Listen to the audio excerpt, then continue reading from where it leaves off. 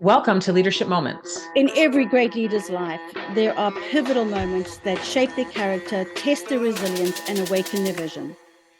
Together, we'll uncover the invaluable lessons hidden within these transformative moments. So today, we are diving into a topic that's on everyone's mind, the job market. Headline screams, layoffs, layoffs, layoffs. It's a bloodbath. But the question is that the whole story? And is the picture bleak? So we're going to explore the data. We're going to unpack the psychology behind job hunting after a layoff. And then we want to just offer some actionable advice for both the job seekers and also the hiring leaders as well.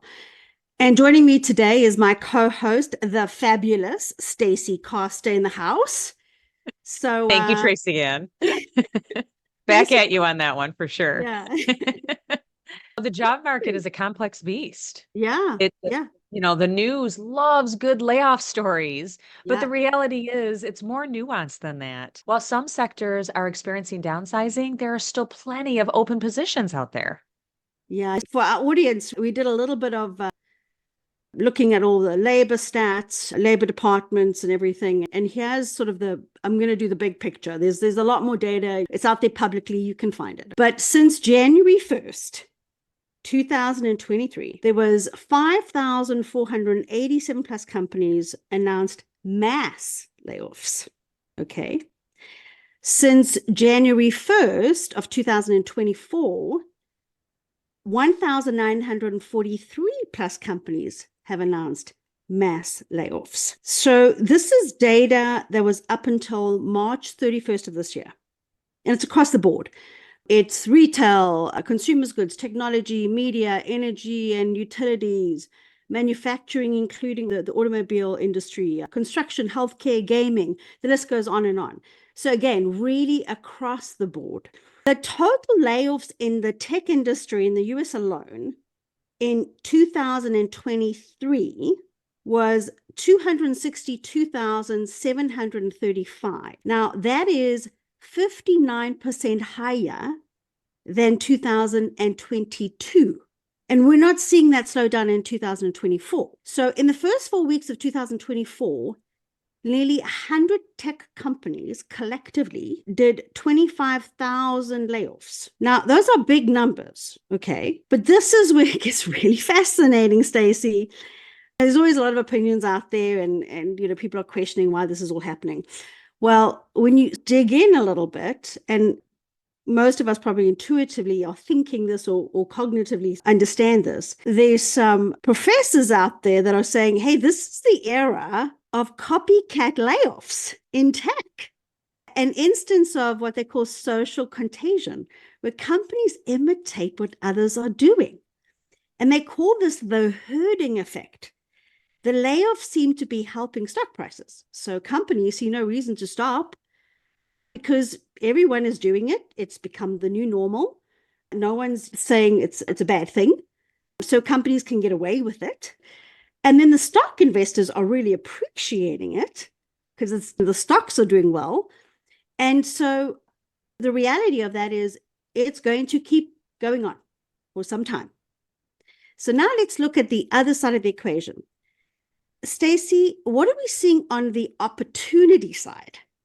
Yeah, those are just staggering numbers that you just gave. But at the very high level, and not getting into too many details, in 2023, there were 134 million people that were employed in the US alone, going back to the pre-pandemic levels. And in 2023, there were 2.7 million jobs created, on an average monthly gain of 225,000 jobs that were created. And in March of 2024, 303,000 jobs were created. So the good news is jobs are being created. And now we are just seeing a shift in what those jobs are, the skill sets required, and a very competitive job market still today. Yeah, and I'm curious.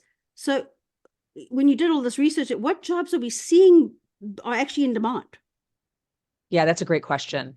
Data analyst and scientist, healthcare professionals, cybersecurity experts, renewable energy specialist, Mm. software developers, sustainability experts, VR and AR developers, e-commerce and digital marketing specialist, robotic engineers, government and mental health professionals are the top growth areas. And of course, AI is on the list, but I want to point out it wasn't necessarily at the top of the list, which I'm sure many people would be thinking it is, and it's not. So you'll see there's many different areas. In my opinion, there are a few things going on here. We do have a competitive job market. We have a skills gap. Many open positions require specific skill sets that some job seekers may not have right now, and how people are getting these jobs. It's getting harder and harder to get the attention of traditional recruiters because they have so many candidates that most resumes don't even get seen. So people are competing against internal company movement and the referral based system, with Yeah. which we know is our network. And you and I talk about that all the time on building your network. All the time. And the time to build your network is not the time when you're looking for a job, which we can talk more about in a little bit here. But Stacey, you're spot on. I mean, we hear all the time as coaches and consultants, it's a really interesting time in the market.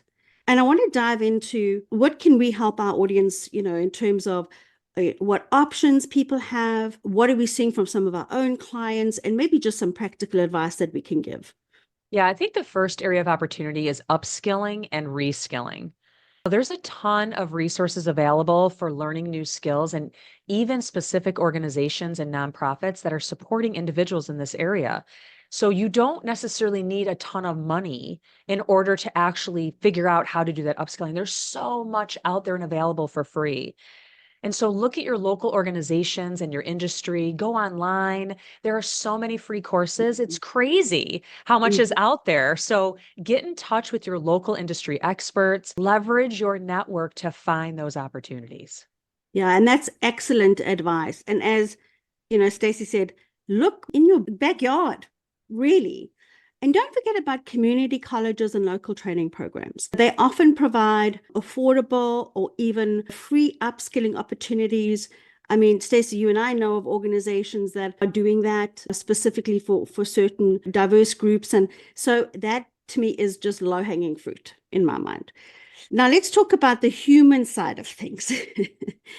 Being laid off can be a huge blow to the ego. And quite frankly, it's mentally demoralizing for anybody. How can job seekers overcome that and approach the search with a positive mindset? Yeah, it's such a good question. Here's the main thing. First, recognizing it's completely normal to feel discouraged after a layoff. But remember, it's not a reflection of your worth. Take some time for yourself, then focus on reframing the situation. This is an opportunity to explore new career paths or finally pursue that dream job you never had a chance to go for. So learn new skills, even if they're new hobbies, and do not stay stagnant. Continuously improve, continuously learn, just keep moving forward. Yeah, I could not agree more. And this may be a time to get a coach or join a new community, volunteer, keep learning, growing. Stacey and I are involved in the We Build Character Sim Detroit Rise program. And we have some people in there that they are there. They've been in leadership for 20 years, but they're there because they are needing to look for new opportunities and they're taking advantage of what's available to them at a very low cost in the market. So now let's get tactical. What are some practical tips for crafting a strong resume and acing the interview, especially for those who haven't been in the job market for a while? I know people that are currently in the job market. They haven't interviewed in 20 years. In fact, maybe some didn't even ever interviewed. They've been at the same company since they were straight out of college. What do you think, Stacey? Yeah, those are really good points. And sometimes we forget, even though as leaders, we may be interviewing others, when we become the interviewee, it is very different. So it may not matter how many years you've been doing it, but it's something to think about. So, first of all, these two are table stakes, and you would be surprised at how many people are not doing these things. The simple thing is LinkedIn. Make sure your profile is up to date with a professional headshot, relevant keywords, and a compelling summary highlighting your skills and experience. Showcase achievements with quantifiable results. That quantifiable is so important. Look at others as examples to give you ideas if you need it. And social media, audit your social media profiles, all of them, for anything unprofessional.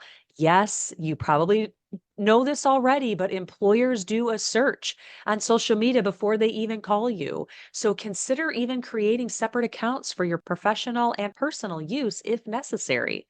Absolutely, no question. And when it comes to applying, there's three key areas you need to focus on. I mean, first of all, keywords are king. Analyze those job descriptions for keywords and skills, strategically incorporate them throughout your resume and your cover letter. Quantify your achievements. Don't just list responsibilities. You need to quantify your accomplishments. You need to use data and numbers whenever possible and tailor everything. Generic applications won't cut it. Take the time to tailor your resumes and the cover letter to each specific position, highlighting how your skills directly address the needs in that job description. Stacey, one area that I get asked a lot, and I know you do too, is how do you stand out in the crowd? Yeah, that's a great question. This is the toughest part and the most critical. There are three main areas. You want to highlight your transferable skills. So, even if you're coming from a different industry, identify those transferable skills that are valuable in the new role. There are more there than you probably realize. So, really think hard about that. And then build a portfolio, showcase your skills and expertise through a portfolio website or an online presence. This could include writing samples, design projects, presentations, or a code repository. That goes a long way when you're submitting that information. And then finally, network like crazy. Attend industry events, connect with people on LinkedIn, and reach out to your network for informational interviews or potential leads. Think about those local things going on in your area that you can attend to be physically present and start engaging with other people. My one piece of that is knowing that you're looking for a job, making sure that you're actually building a true and honest relationship. You have to be authentic. Otherwise, people are going to know you're just there because you're looking for a job. So be authentic when you're networking, please. Yeah, that's really, really key. The other area is the whole interview process, especially if it's something that you haven't done in a while or maybe never, quite frankly. Preparation is key. No matter what we do in life, preparation and practice. Practice makes perfect. You have to prepare for the typical common interview questions. You have to practice your responses out loud. Make sure that you're going to get behavioral questions. Make sure you're ready for those. And there's a slew of resources out there for you to find those, but be thinking retroactive. Think about your career. Think about all the things you've accomplished. Think about all those times where you had maybe difficult situations that you had to overcome. What did that look like? A difficult customer, all those things. Record yourself, analyze your body language, your communication style, research the company. Demonstrate you have genuine interest by researching their mission, their values, current projects, the people that you're going to be talking to. Make sure you know who they are, what their backgrounds are, what have they done, is there any common ground that you can perhaps find, and then make sure you've got a lot of questions and insightful questions based on some of this research you've done. So prepare that thoughtful list of questions that show you've done the research, engage in the conversation, and genuinely interested in the company and the person that you're talking to. Let's not forget hiring managers out there. What can they do to attract top talent in this competitive market, Stacey? Yeah, let's go over some tips of that. But before we do that, I want to talk about the practice piece. There's a lot of people that don't like to role play, they feel uncomfortable, but it's so important you do it. Before you go to that interview, find someone to ask you those questions and start answering them out loud so you can hear your own words and you will be better for it when you're actually in the interview. So just wanted to add that piece. But let's jump into the tips for leaders. So clearly define the skills and experience you need. You have to tell them what you need. You have to know yourself what you need. So highlight your company culture and the benefits. Be transparent about the role and expectations. I heard someone the other day, they have a company that they are on site full time. And they start from the very beginning, the very first interview saying, we're a full-time company. If that doesn't work for you, that's okay, but that's a requirement. So being that leader that steps up to the plate and says, hey, this is the kind of company we are, that's so important to do. And then you want to streamline the interview process. Don't waste the candidate's time or your time or anyone else that's on the interview panel. Make sure you are partnering with your recruiters and you are looking at all the resumes coming in. You don't want to miss out on that top talent. Sometimes recruiters say, oh, not this person. And when you look at it, you're like, actually, they have a piece there that I might like, or vice versa. So you have to do your own research and not leave it up just to the recruiters. Reach out to your network and find out who may have been laid off recently that they know, who may be a fantastic and great fit for that role as well. We were at an event recently, and that was another thing another leader said. They said they've had the most success diving into their own personal network to be able to find people. And it's not that they knew the people they hired, it's that people knew the people that knew the people, right? So it's the 6 degrees of separation that we go through. So leverage your network.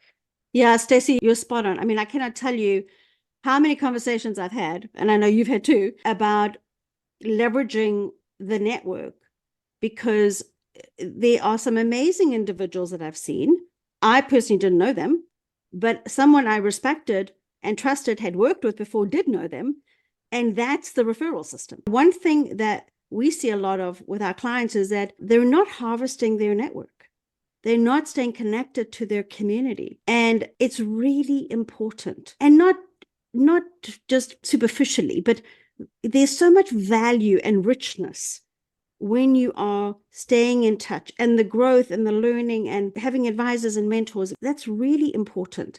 So whether you're a job seeker or a hiring leader, remember, information is power.